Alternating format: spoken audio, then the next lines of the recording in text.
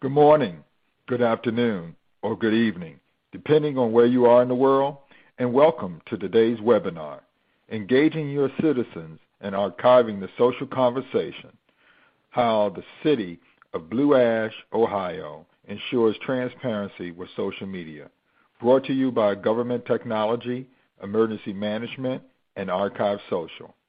I'm Harold Tuck, and I'll be your moderator today. We have just a few announcements before we begin. This live webinar is designed to be interactive between you and the presenters. You can participate in the Q&A session by asking questions at any time during the presentation. Just type your question into the Ask a Question text area next to the video window, and then click the Submit button. At this time, we recommend you disable your pop-up blockers. You will see a number of widgets on the bottom of the screen as well. During today's webinar, you can connect with your peers via LinkedIn, Twitter, and Facebook. If you are experiencing problems with your media player, you can select the Preferences link under the video window and choose a different media player. If you are experiencing any other problems, please visit our webcast help guide by clicking on the Help button below the video window. A copy of the presentation will be made available within 48 hours after the conclusion of today's webinar. We have a lot to cover today, so let's get started. Center for Digital Government is a national thought leadership organization, and as you can see on the slide, we produce award-winning publications. We also advise in best practices in technology's role in the public sector. I am joined today by Emily Schaefer, Community and Public Relations Coordinator, City of Blue Ash, Ohio, and Anil Chawla, Founder and Chief Executive Officer of ArchiveSocial. I will be giving a fuller introduction of these individuals once we get to their presentation. Let's start it off by asking this question: what's happening with social media and government? Well, as you look at this chart, it certainly is not driven by the older you are, the less you're on the internet. Over half of the individuals on the internet today are in the baby boomer generation. The landscape of social media is changing rapidly. This is just a snapshot and clearly is outdated the minute you put the slide together, but this is what you have to manage, this explosion. And what are driving the trends in this explosion? Well, certainly the hyperconnectivity of the internet. You can be on the internet anytime and any place and virtually anywhere. And the critical mass that's driving this is predicted that by the end of this calendar year, there will be over 2.9 billion people which is on the internet, which is roughly 40% of the population on the planet today. The digital landscape and the energy and the engagement of folks on the internet, these statistics represent activity that occurs online every 60 seconds. Let that sink in, every 60 seconds. So what does it mean for government? This is what we're here today for. And I want to ask you all to participate in a polling question. What is your opinion on social media as a public record? One, it is definitely a public record by law. It might be a record, but our activity is not worth retaining. I feel strongly that it's not a public record, or you don't know. So while you take a moment to answer those questions, let me introduce the speaker who will follow me. Emily Schaefer, Community and Public Relations Coordinator, City of Blue Ash, Ohio. Emily Schaefer is the Community and Public Relations Coordinator for the City of Blue Ash, Ohio, a suburban community 12 miles north of Cincinnati. She is a government social media enthusiast and frequently advises neighboring municipalities on social media strategy. She also enjoys learning new tactics and techniques to enhance community engagement online. Emily is a proud alum of Miami University in Oxford, Ohio, where she holds a bachelor's degree in mass communication and marketing. So let's go over the survey results before Emily presents. Over 70% of you believe that social media is indeed a public record. Just a small percentage of think it might be a record, but it's not worth retaining. An even smaller percentage believes that it's not a record, and just more than a fifth of you don't know. We hope to clear this up as we proceed. Welcome, Emily. Thank you, Harold. Hi, everyone. Thanks for joining us today. As Harold said, my name is Emily Schaefer, and I'm the Public Relations Coordinator for the City of Blue Ash. Part of my responsibilities include maintaining our many social media accounts. So first, I will start out by sharing what outlets we are using to communicate with our residents. So let me start out by explaining how exactly we got into social media in Blue Ash. I know most cities have strategies developed, but we sort of fell into social media back in 2009 by accident. Our city has a history of poor websites, and our last redesign for our current website was in 2006. But fortunately, we are in a redesign right now. So something happened along the way, and for whatever reason, various departments couldn't access their portions of the website to update. So the different departments then went out and created their own Facebook pages, and this led to a surplus of social media pages. We had over 20 different Facebook pages at one point, and it was a complete mess. So we went through a social media audit and decided what was important to keep, and then we consolidated many of the pages. We now have 12 different social media accounts, as you can see on your screen, with people designated in each department to help update social media. Although we did get rid of some of the department's pages, we still allow them to contribute to appropriate pages. And I won't say that we're married to only having 12 accounts, because as social media grows and develops, we will definitely adjust as needed. So this is our main city Facebook page. The content on this page includes all departments within the city. We have at least one post on this page per day, if not more. The nice thing about Facebook is you can schedule posts in advance to automatically publish on a specific date at a specific time. It may seem overwhelming to update social media all the time, but Blue Ash is fortunate enough to have a full-time PR person. But Facebook really does make it easy for you through scheduling. You could easily devote 1 hour a week to scheduling and have your post automatically generate. There are also other tools available like TweetDeck and Hootsuite that you can use to manage and update your social media accounts. We also put the majority of our press releases on our Facebook page, along with on our website and Twitter account. So I typically put the press releases under notes because they are longer in length and easier to organize. So on the left side of your screen, you'll see a screenshot of a press release we posted to our Facebook page as a note, and on the right is a status we posted. You'll see a slight difference in that the note on the left, you only have to click for more information. But on the right, all of the information is in one area. The only thing you need to click is the news article that we link to. Also, the notes are all organized under one tab, making it easier to find and more accessible.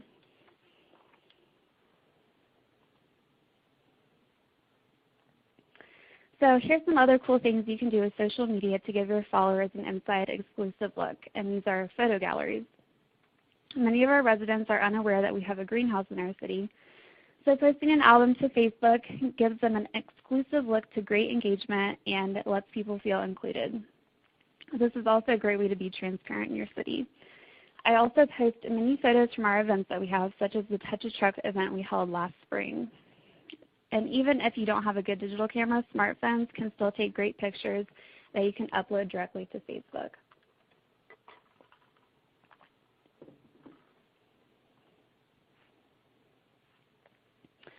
The interesting thing about Facebook is that people are actively seeking information, asking questions, and wanting to engage.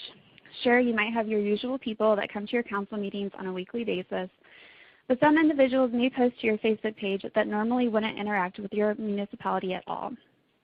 Social media opens new doors for people to communicate with. While sometimes people might be unhappy with you for certain reasons, such as this individual, you can try your best to explain the situation, offer outlets for more information, and give them the option to take it offline. It's also really important to respond in a timely manner to all the individuals on your social media. 42% of people complaining about something on social media expect a response within 60 minutes of their complaint. 57% of people expect the same response time at night and on weekends as during normal business hours. So by responding in a timely manner, you're also showing that you're human and personable online.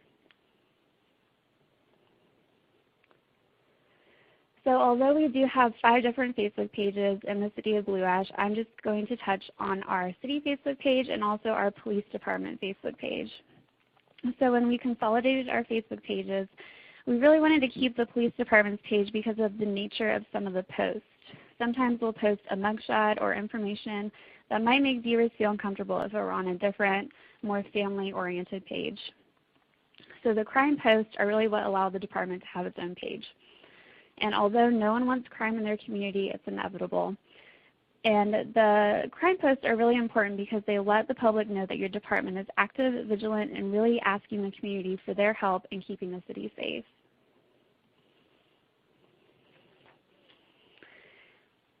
You can also easily link your YouTube page to your Facebook account. Many of the videos on our YouTube page are police related and produced on no budget.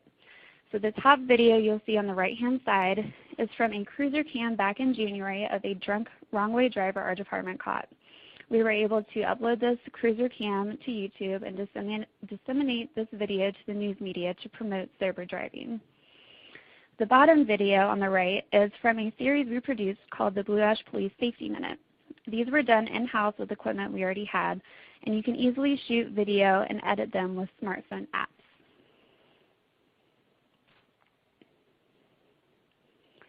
We also have 2 Twitter accounts that we mainly use our city Twitter account. Twitter is different from Facebook in that you can only post 140-character messages. They have to be short and sweet. You can also post pictures and links to websites for more information. We promote all departments on this account and city events. It's the quickest way to get our information out because it's real time, unlike Facebook. Twitter is also very important during special events. Our city has very large recreational events where we bring in national entertainment and draw crowds of over 100,000 people. Last 4th of July, it was a total monsoon. It rained, it stormed, it was a mess, and the event was a total washout. But luckily, thanks to Twitter, it was a huge help to us as the easiest way to get information out to the public quickly about the event.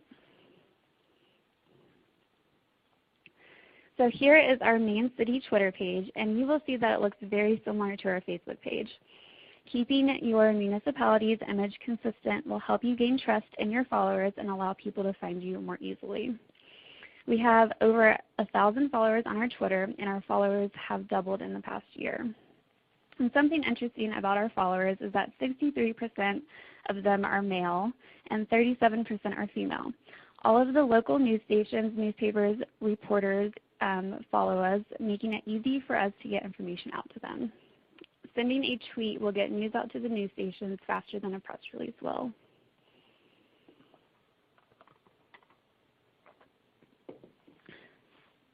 So with this example, you can really see how quickly word travels on Twitter thanks to Twitter analytics. On September 6th, our police department had an elderly man go missing. We sent this tweet out, and within the first 30 minutes, it made 4,500 impressions.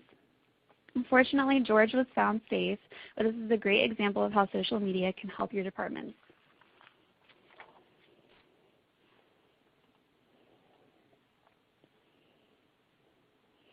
Our Economic Development Department recently launched a LinkedIn page, which is a social network for professionals. We have over 2,300 businesses in Blue Ash, so we wanted an appropriate social network to reach them. LinkedIn gives you the opportunity to humbly show the awesome retail you have in your city. You can share news articles and congratulate businesses if they do something successful, as well as seek new opportunities by showcasing your city.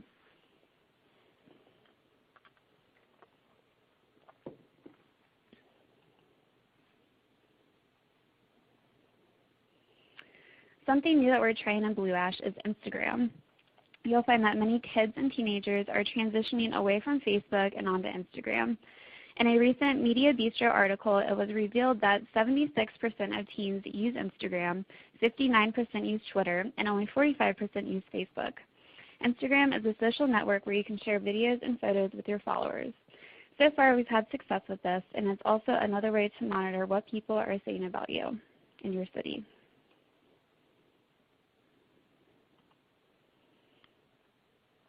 So since we have so many different social media accounts, we definitely need to archive everything that we do. We began using ArchiveSocial in January of 2014, and we absolutely love it. Prior to using ArchiveSocial, we either did not keep record of stuff on our social media sites, or we did it manually by taking screenshots, and that can take up a lot of time. The more and more active we became on social media, this became an absolute necessity. We have a social media policy in place for the city, so if people violate our terms of use, we do have the authority to delete their comment or ban them from the site. If we delete them or ban them from our page, ArchiveSocial automatically saves it. It saves everything, which is extremely nice and convenient. So the thing I like also about ArchiveSocial is even if you aren't serving a public records request, you can use ArchiveSocial to easily look something up on your social media accounts by a keyword search instead of searching through your timeline. I know Twitter is a lot easier to search through, but often Facebook will make past posts difficult to find, and that's definitely not something that you want to encounter when serving a public records request.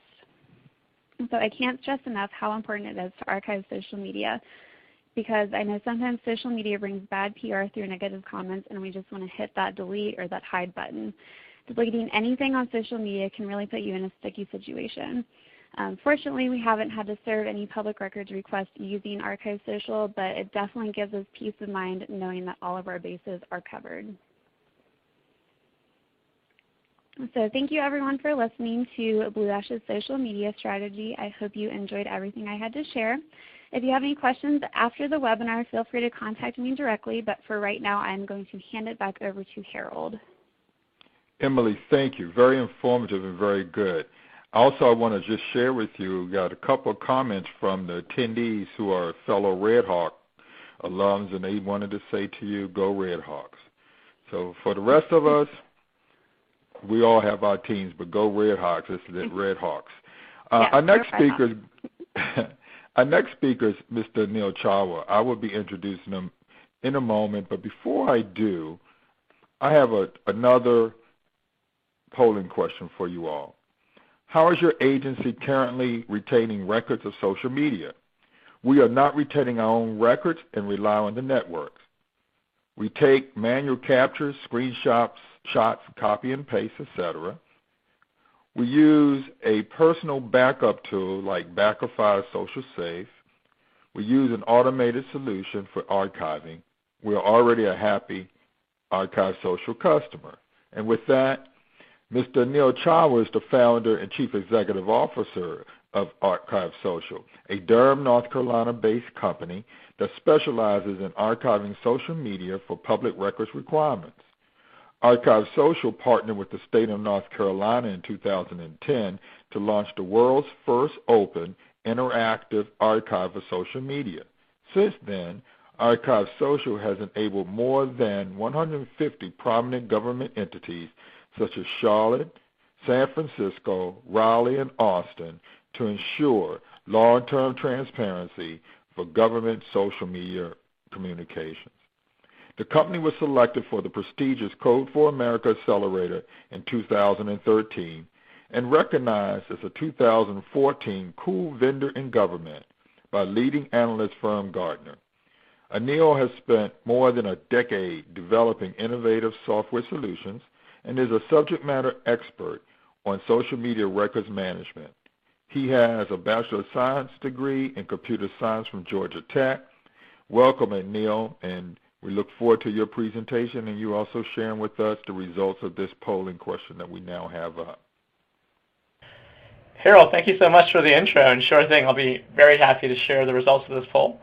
I also want to thank everyone that's tuned in today on your busy Tuesday afternoon, taking some time out to understand this issue and to hear how Blue Ash has addressed social media. It's really great to see this kind of turnout.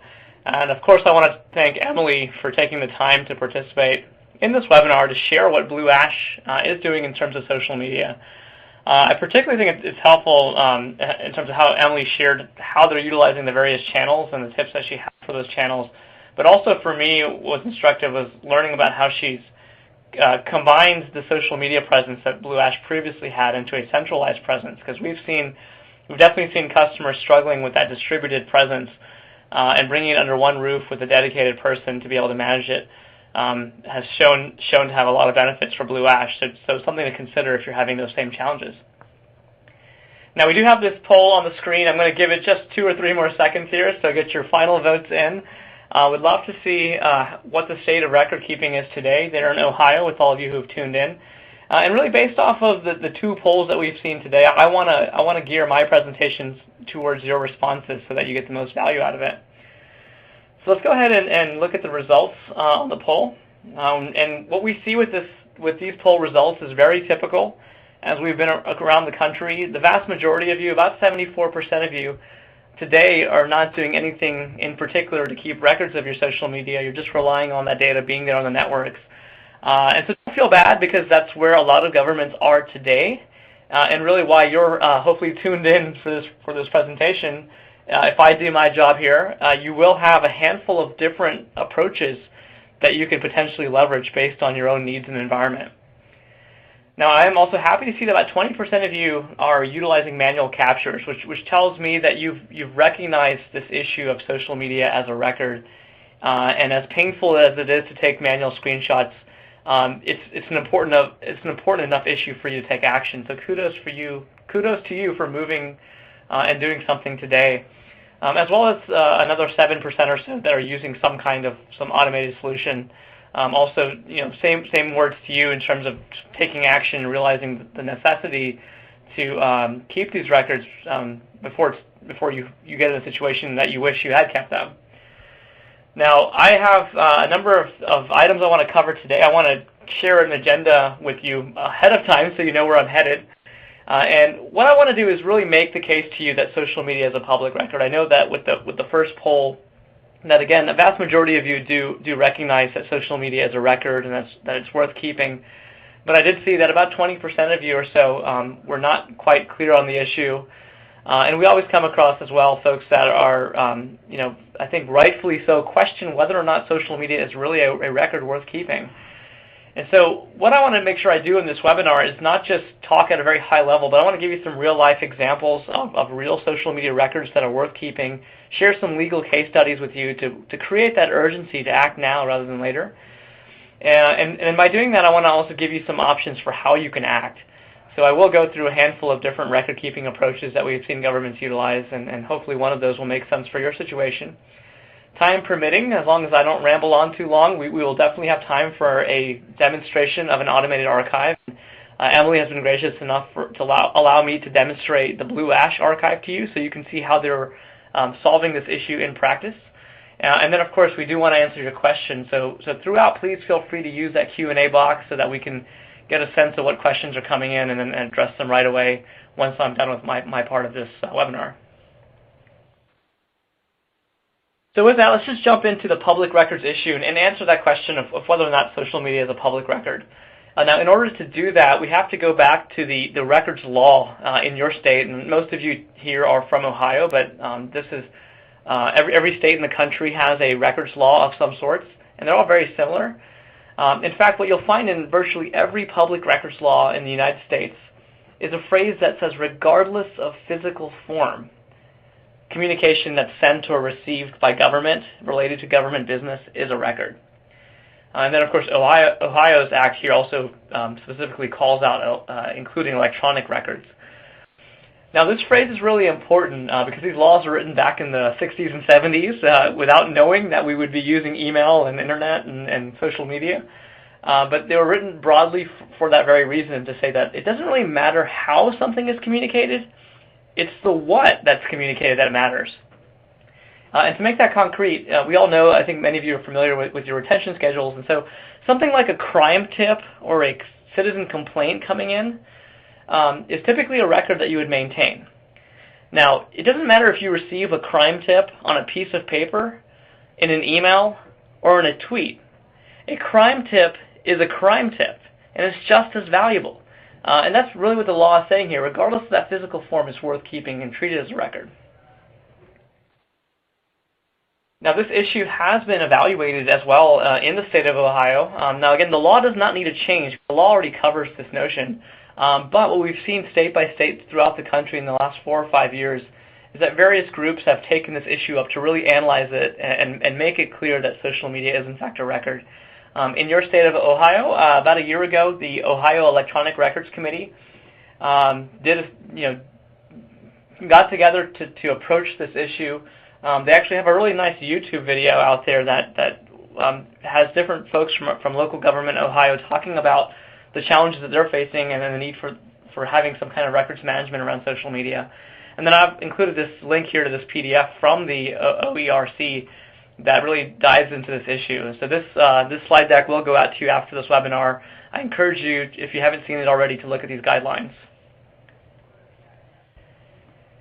And all that boils down to some basic set of rules. This social media is definitely a record, and it's not just what you put on social media, but you really have to think about that third-party content, because unlike email, unlike text messaging, unlike other forms of communication, social media, for a good reason, creates this open forum, but then you have a lot of two-way conversation, and that two-way conversation, both sides of it, is a record worth keeping.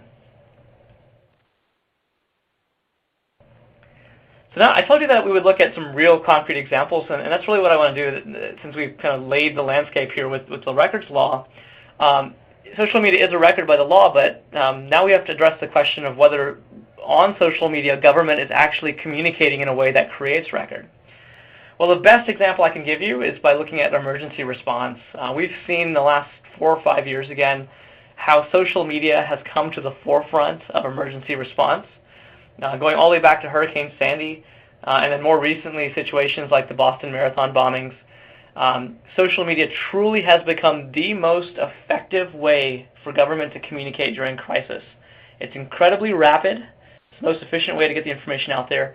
And then, of course, being social media, it's viral by nature. So you as a government, as you put out official information, it will spread faster on social media than any other channel. And this has actually been proven in studies that have been conducted around the world. And we've seen it just happen. I think all of us can acknowledge what happened with Boston Marathon bombings. And in these situations, if you're communicating as a government to get information out there during the emergency, you don't have time to put it on a website, put it on an RSS feed, and then have it auto-post to social media. You're putting it straight onto social media. You're answering questions. All of this is happening on Twitter, Facebook, and these other networks. And of course, these records that you're creating are real, worthwhile records because they're dealing with that emergency. And the best example I can give you is with the Boston Marathon bombings. When the police finally captured the suspect, the very first announcement of that suspect being captured was none other than a tweet. It wasn't a tip to a journalist. It wasn't something on the Boston PD website. It was simply a tweet across Twitter. And so you can imagine that announcement that the world was waiting for was just a tweet that was the first and only official government communication, and of course is a record worth keeping. Now, besides these emergencies, which we all have emergencies, usually, unfortunately, not as large scale and prominent as the ones I just talked about, but we have emergencies all the time. But even beyond emergencies, day in and day out, we're seeing how government's utilizing social media in a meaningful fashion. Law enforcement and public safety in particular are posting wanted suspect information on social media. They're able to solicit crime tips. In fact, Philadelphia police is quite famous for the way they use social media to solicit crime tips. They've actually been able to solve hundreds of crimes based on the crime tips they've received via social media. And then outside of law enforcement, you have other departments like 311 help centers that are utilizing social media. So in Kansas City, you can actually tweet to the Twitter account for 311 reporting a broken traffic light, and they'll tweet back to you with a service ticket. And you reporting that issue is really being recorded on Twitter. It's the initial creation of that communication. And so day in and day out, we're seeing how various departments have been able to utilize social media for purposes that are creating meaningful records. And ultimately, on that note, government exists to serve the citizens. We all know that. And what we see, of course, with agencies is customer service is happening more and more on social media because that's what's convenient for your citizens. Now, I wanted to throw in a different example here that we may not always think about, but outside of just customer service and doing what your agency is designed to do, every agency has other business-related needs. For example, in this case, we've got an example of a sheriff's office recruiting on social media and actually clarifying a question that came up from a citizen. And so all the kinds of business that you conduct, some of that's finding its way on social media, and you have to think about those records that are being created. And then my final example here, just to tie it all together, is a tweet that a citizen put out in Seattle, directed towards the Seattle PD. Basically, the background of this is that the Seattle PD has a pretty innovative program called Tweets by Beat, where they have a Twitter feed for every police district, every police beat.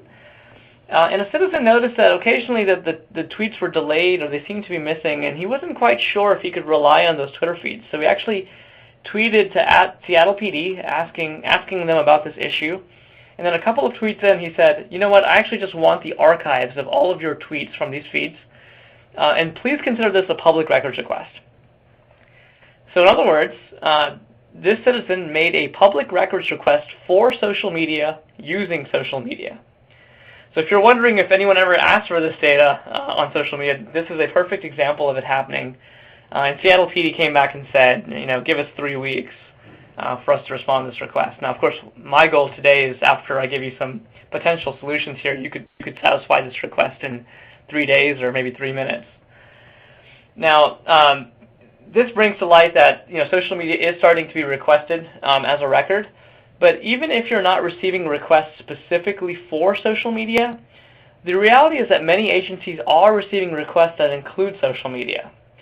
So you'll often receive public records requests that say something like, please provide all documents or all electronic records related to X, Y, and Z.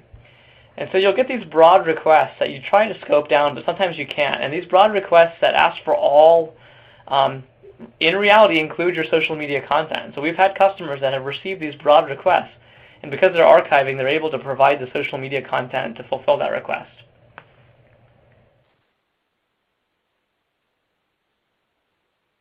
So by now, hopefully, I've made the case that by law, social media is a record, and that if you really go back and look at your social media, if you're having any two-way conversation, if you're able to utilize these channels, somewhere in there you're creating records of value. Well, why does this all matter, and what issues should you think about based on lessons learned in government? Well, I've got 2 case studies here for you. The first actually deals with email, because social media record keeping is still an emerging topic. And about 15 years ago, the same debate was happening in government about email, of whether email was a record. I think there's a tremendous amount that we can learn in regards to what's happened with email retention and the various legal precedents that have been set around electronic record keeping dealing with email. And it's really a perfect analogy for social media. Well, this is a lawsuit that happened in the state of Washington, city of Shoreline. They received a public records request in 2006. And the records request was asking for an email, and the city was able to actually provide a copy of the email, but not the original. And I believe what happened was they had forwarded the email along, and then they had deleted the original. So the city responded to the records request with a copy of the email. And the citizen receiving the copy realized they weren't getting the original, and actually went back to the city and said, no, we actually want the original email. I want to know who sent this email. I want to see the original data, and I want all the original metadata. Well, the city couldn't provide it, and ultimately the case went to the Washington Supreme Court. Now, I mentioned the word metadata, so let me take just a second here to explain that in case you're not familiar with metadata. If you think about an email has a couple of sentences in it usually, so let's say it has 3 sentences in it. Those sentences are really the content of the email. They're not the complete email record. Inside that email is all this metadata that indicates who sent the email, when it was sent, what computer servers it went across, the IP addresses, so on and so forth. And all that metadata really constructs the full email message. Well, the city, again, couldn't provide that original email with the original metadata, so the Washington Supreme Court evaluated this, and in 2010 they ruled that the city, in fact, was obligated to provide the original email with the original metadata because metadata is part of the public record. The city couldn't do this and ultimately had to settle the case in 2013. They had to pay a $100,000 fine for failing to preserve the original metadata. And they also had to pay more than $400,000 in plaintiff's attorney fees, so not even counting their own costs, more than $500,000 because they kept a record of the email, but not the authentic original record with all the metadata. Very, very costly scenario, and it really speaks to how you approach your record keeping matters. And how does this relate to social media? Well, if you look at a tweet, as we all know, is at most 140 characters. But a tweet, just like an email, has metadata. In fact, if you look at the metadata for a tweet, there's more than 2,000 characters of metadata. Information such as user IDs, timestamps, location information, what Twitter client was used to post the content. And as we've seen with the legal precedent in Shoreline, as well as in some other areas, that content technically is part of the public record and could be requested. It could be a part of a legal situation. And so you want to think about how you get as much data as you can and have that complete record. The other legal precedent I want to share with you is a little bit closer to home in regards to social media, but it actually doesn't deal with public records at all. This is a situation involving the Honolulu Police Department in which they were moderating some content off of their Facebook page. They were receiving some pro-gun commentary from a pro-gun group and decided to remove that commentary. And then the pro-gun group turned around and filed a First Amendment lawsuit claiming the First Amendment right of freedom of speech. Claiming that Honolulu did not have the right to moderate that content. This case was actually settled earlier this year. It was not ruled one way or another, so it's something to watch for in terms of moderation, how you moderate content. We at ArchiveSocial still recommend that you have a comment moderation policy, that you do moderate content that's profane or offensive, and you have that clearly spelled out in your policy. But you do want to be careful about moderating content that's more opinion-based because of lawsuits such as this. Now, the takeaway for us from a record-keeping standpoint is that this ultimately cost the city of Honolulu more than $30,000 because they ended up settling and paying the attorney's fees. And when they went to court, because they had deleted the content, you have to wonder if they had a record of that content. Ultimately, this shows that social media will find its way to court, and if you've deleted something especially, you want to be able to tell your side of the story, and the only way to tell your story in court is to have evidence, and that evidence are the records of those communications. So we don't know if Honolulu had the records or not, but it certainly brings to light the need to have them. So why is this hard? I'm going to actually skip through this really quickly so we can move on, but the key point here is that unlike emails and files, social media exists completely outside of your IT infrastructure. Your IT department does not have a copy of the data from Facebook and Twitter just waiting. They have to go out and get it somehow, and that's a really difficult technical challenge. So unlike just email being able to make a copy of it, they've got to figure out all these technical hurdles, and it's realistically something that we've never seen, never in our engagements with probably more than 1,000 governments now across the country, something that you can do in-house. So it's a really difficult problem to solve. So how do you solve it? Well, before I jump into some solutions here, I want to give you some do-nots. The first, and hopefully none of you are in this boat, this is something that we would hear about 2 or 3 years ago in terms of governments trying to avoid this record-keeping challenge, is just to employ one-way social media. This basically means that you post content out there in one direction and you're not interested in what's coming back in from your citizens. Well, I think most of us who are utilizing social media understand that the purpose of being on social media is to be social, and so that's philosophically going against the entire purpose of getting all these channels. But the bigger point to make here is that you technically can't turn off the two-way conversation. You can't turn off Facebook comments, you can't turn off Twitter mentions, you can't turn off private messaging, so there's really no way to implement one-way social media. If you're on social media, it has to be two-way, and you have to acknowledge that. More importantly, 75% of you are relying on the network today to keep your data. The problem is that Facebook, Twitter, and these other sites have made absolutely zero commitment or guarantee to government that your data will be there per your record-keeping requirements. In fact, you can try this as an experiment. The moment you delete something from Facebook and Twitter, it's gone forever. Now, you might not delete anything, and you would hope that none of your colleagues and employees would delete anything that you're posting on social media, but the two-way conversation matters. And the comments you get from your citizens, the private messages you get from your citizens, those can be deleted at any time without you even knowing about it. And once they're deleted, they're gone. And you've potentially lost an important record that's worth keeping.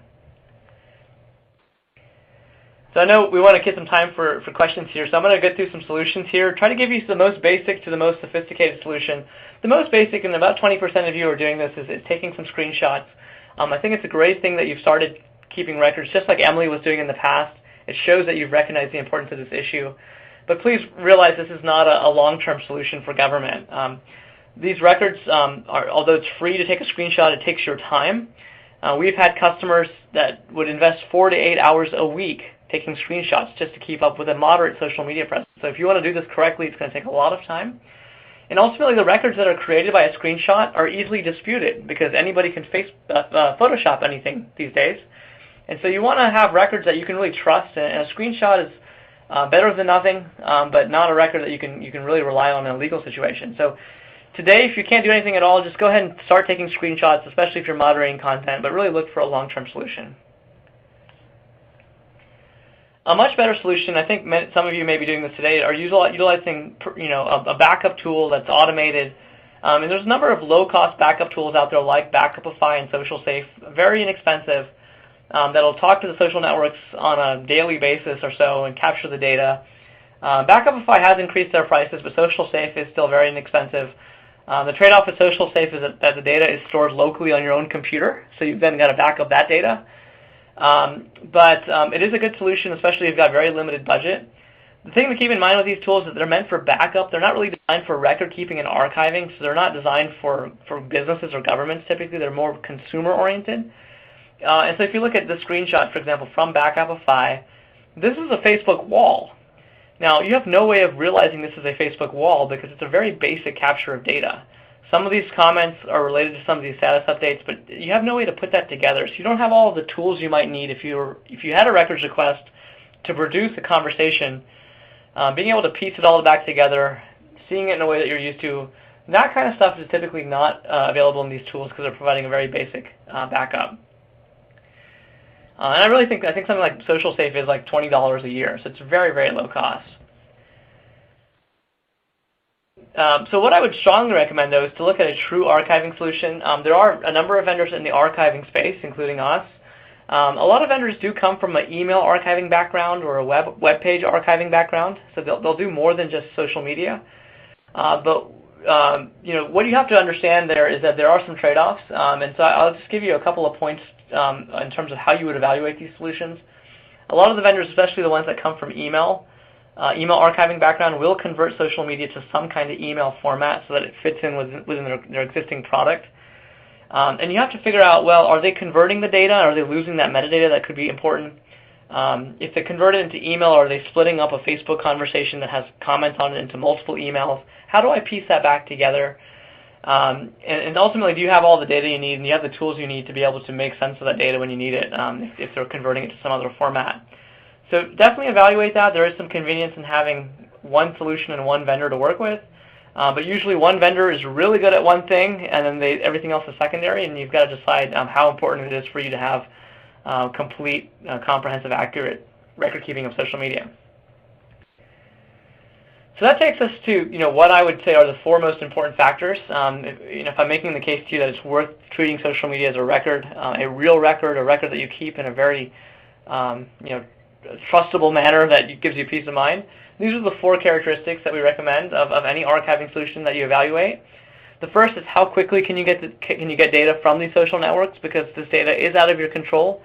You want to minimize that time window of potential data loss.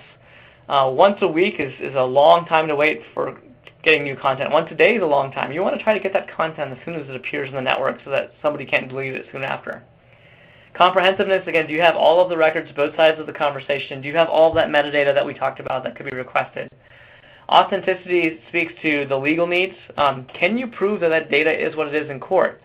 So somebody can certainly dispute a screenshot, but can you keep a record in a way that you can say, actually, this record is what it is, and I can prove that this record is accurate, so that you can use as legal evidence.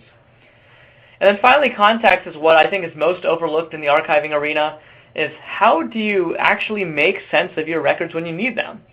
Archiving and record keeping is not about storage, it's about being able to produce the records when you need them. So can you recreate a Facebook conversation? Can you replay a Twitter timeline? Can you find a video? Do you have the high resolution photos that you need? That kind of thinking is really important. I think it's often overlooked. So, we at ArchiveSocial have factored these four characteristics into our approach for social media archiving. And ultimately, there are other vendors out there, and we're all trying to provide the best product we can. I'd again encourage you to evaluate all of us out there and figure out, who really fulfills those criteria in a way that gives you that peace of mind and can also protect your agency.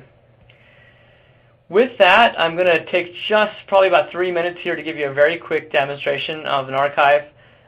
It's worth noting that there are some open archives out there that you can also go look at. The state of North Carolina launched an open archive with us in 2012.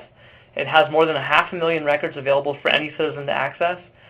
Austin is another customer of ours that's launched an open archive. And Snohomish County, Washington, which had the landslide earlier this year and was very successful utilizing social media for emergency response.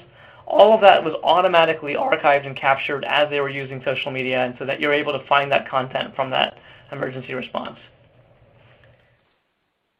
So with that, let me go ahead and launch a screen share here. I have some of my contact information on the screen while I pull up a quick screen share, and I promise to make this short, keep this short so that we have ample opportunity to answer the many questions that have come in.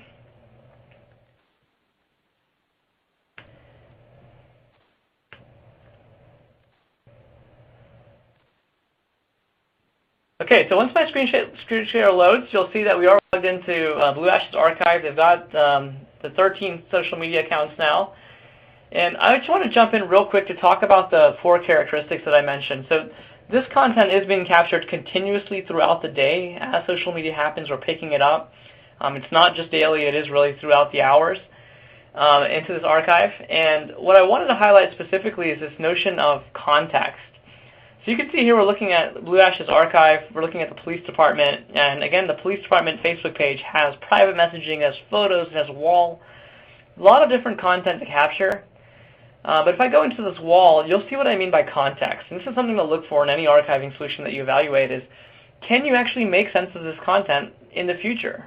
This is just from a few days ago because we're capturing it as it happens. But you can imagine trying to recreate a Facebook conversation from a few years ago. And in this archive, you're actually able to replay that entire conversation. So we can click on View Previous Comments and see that conversation unfold. And in fact, we could comment on this 3 months from now, and that comment would appear in line with this post, just like it does on Facebook.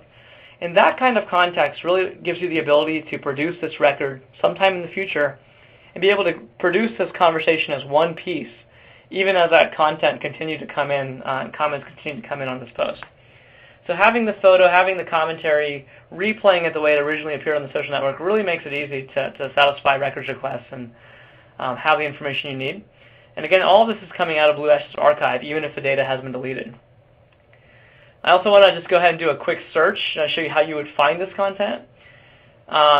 You would be able to search the entire archive, so Emily can go in there today, as she mentioned, for either public records requests or for her own communications needs, scope it by a date range, search the entire archive at once, or narrow down to perhaps just some Twitter tweets and mentions, create some complicated criteria here if you're looking for something very specific, not just keywords, but who was involved in that conversation, who sent that content, who received it. And what I'm going to do now is, you've seen that criteria, is I'm going to run a quick search. One of the biggest challenges that our customers tell us about is that needle in the haystack problem of finding what you really care about, especially with the volume of social media. So I just ran a wildcard search here, brought back 17,000 results from Blue Ash's archive. And what's really helpful we found in archive is the ability to drill down. So to say, okay, let me drill down to the Blue Ash Police Department and find what records really match that and have that real-time capability. Let's go back to October 2013, and let's look for photo comments. So you can go from 20,000 records to just a dozen records by adding these filters, removing these filters, and give you that ability to really sift through this haystack to find what you want. And then to bring it all together, let's say you do find a comment that you're interested in, the ability to recreate that context again, to replay that conversation by clicking on View Thread, expanding out the conversation thread, viewing the photo, the high-resolution photo, replaying the videos, and also having all the metadata, which is over here on the right side, available to you at your fingertips. That's in our view, the ability to really try to satisfy the needs that governments are facing based on the legal requirements and the legal precedents that we've seen occur. So with that, I'm going to close out this demonstration. And again, we have some open archives out there if you're interested in perusing yourself. But we have some time now left for questions, so I'm going to hand it back to Harold. Thank you, Anil. Very informative, and I appreciate it. We do have a lot of questions. I'm going to get to them right now. Emily, are you ready? Because here's one for you. I'm ready. How do you link? Okay. How do you link the Hamilton County Health Department's information? Okay, so I'm not sure if they're just saying, to link to their website in general. If there's information periodically to share on our Facebook or Twitter page, we'll share that as a post, or we can always retweet directly from Twitter. We have some links to the Hamilton County Health Department's page on our website, but we don't have direct links on our social media accounts. But to help out their social media, it's very helpful to repost from them or retweet if they have something that is applicable to you and your city. Thank you. Anil, is a conversation considered one record, or is each comment of the conversation a record?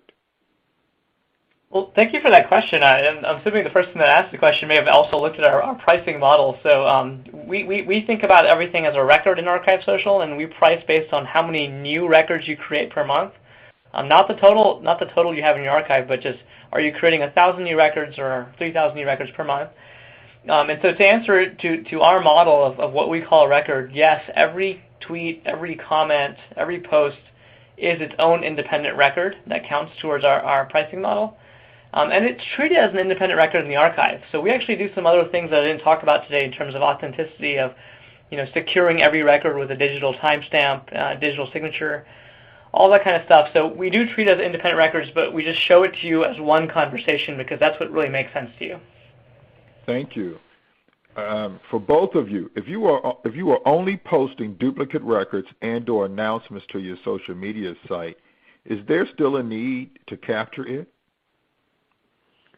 I'll go ahead and go first. I would say yes, because you never know what people are going to say, their comments on there, if they share it. So just to capture that information and the comments and the public response, I would definitely say you would need to archive that. Anil, do you have anything to add? Well, of course, I'd 100% agree with Emily on that. I think that has been an area of confusion of whether content that's being reposted on social media needs to be kept as a record. Technically speaking, what you're actually putting out on social media, if it's duplicating a communication elsewhere that you're already keeping, then you don't need to keep it off the social media site. But I think Emily hit the nail on the head. By putting it on social media, you're starting a conversation. And certainly the responses that you're getting are public record that need to be retained. And more than that, we've actually seen guidance from NARA, which is the National Archives at the federal level that sets the rules at the federal level, and they all trickle down. They've actually said that content on social media can be is interpreted as a new, unique federal record if it provides the opportunity for comment. So the fact that you are putting it out there in a medium that can have a conversation around it, by its very nature, could make that a new record on its own. So it's certainly something you want to do. Thank you. Does a screenshot capture metadata? No, it does not. So the screenshot captures whatever you see on the screen. So if you look at that tweet example that I gave you, you can take a screenshot of Twitter today, and you'll get the 140 characters. You'll get the handle of whoever put it out there. You'll get the time that's on the screen. But beyond that, you're not going to get any of the 2,000 plus characters of data that I showed you in that screenshot, or that we could show you in ArchiveSocial, that's underneath the tweet that never shows up on Twitter.com. So definitely not. Anything that's either a screenshot or just captures the look of the content doesn't necessarily have the metadata. You need to have the metadata as well. Thank you. On the law and social media slide, what is meant by retention schedules apply? Anil, I think that's your slide. Yes, that's off my slide. So what that means is sometimes we run into an objection, or so we see some jurisdictions potentially staying away from record keeping of social media because they're waiting for a retention schedule for social media to come out. And I want to make it very clear that's absolutely the opposite of what should happen, because Your existing retention schedules are based on content, not on the nature or the physical form of the record. It's the content. Is it a crime tip? Is it a citizen complaint? So on and so forth. And so there doesn't need to be a new retention schedule for social media. You should be able to categorize, if you wanted to think about disposition, categorize your social media into your existing schedule to determine how you can dispose of that content. Furthermore, the reality is that even if you didn't categorize your social media, or if you didn't have a retention schedule for social media, the default then in most jurisdictions is to keep that record forever until you're able to schedule it. So if you're not scheduling and you don't have a schedule, you have to keep it forever. The only reason you schedule is to be able to then dispose of it and get rid of it. And then, of course, some jurisdictions, instead of forever, they've got blanket policies of, if we don't schedule it, then it's a max of 5 years or 3 years. So you may have that. But the point of that bullet point, for me getting, I've been kind of verbose here, is that your existing retention schedules do apply, and you can go ahead and start scheduling them that way. There's nothing to wait for in terms of record keeping. You should be keeping these records today. Thank you. We probably have time for 2 more questions, so I want you guys to keep your answers crisp for me. Emily, why don't you take the first stab at this one? We keep the email records from social media accounts when we receive comments on our page. Is this sufficient for public records requests? So you are, doing a good thing by keeping the emails that you get from the social media accounts. But back to what Anil was saying with the metadata, I don't believe that the email is going to have the metadata in that email. And I'm sure Anil could probably testify to that. Yeah, I agree completely. This is better than nothing. So good to keep these records if you don't have anything else. Emily's absolutely correct that you will not have the metadata in those email notifications. The only thing I'll add is that the email notifications are not meant to be comprehensive. So I know personally with Facebook and Twitter, as we've tested it, you don't always get notified for everything. They try to notify you for most, but they have their own algorithms, and sometimes if you're a noisy account, they actually don't notify you for everything. So it's not a comprehensive capture either, outside of the metadata issue. Thank you. Here's the final question we have time for. But before I ask the question, I want to tell all the attendees that subject matter experts will get back to all of you for your questions. I appreciate your enthusiasm and your participation, but we do have more questions than time will permit us to answer. So the final question, and I'd like for you to start first, Emily, and then Anil. How long should you keep these records, and how long does Blue Ash keep these records? Emily? Okay, so in our record retention policy in Blue Ash, we have it down as until no longer of administrative value, but I think it just depends on your city and your record retention schedule. Anil? That's absolutely right. It really does depend on your own retention schedules. The only thing to clarify is some cities, some jurisdictions have retention periods for administrative content. So we only keep content of administrative value for 90 days. The thing to be careful of is that don't assume everything on social media is of administrative value. So that's just one potential way to schedule it. But obviously during an emergency, if you're receiving crime tips, citizen complaints, those specific communications should be scheduled appropriately for those relevant schedules, which are much longer time periods. Emily and Anil, thank you very much. And to all of you who have attended this webinar, I want to thank you as well. I want to also thank our sponsors, Government Technology, Emergency Management, and ArchiveSocial. I'm sure you will agree with me. We had a very informative hour, and we all look forward to hearing and seeing you at our next webinar. Thank you.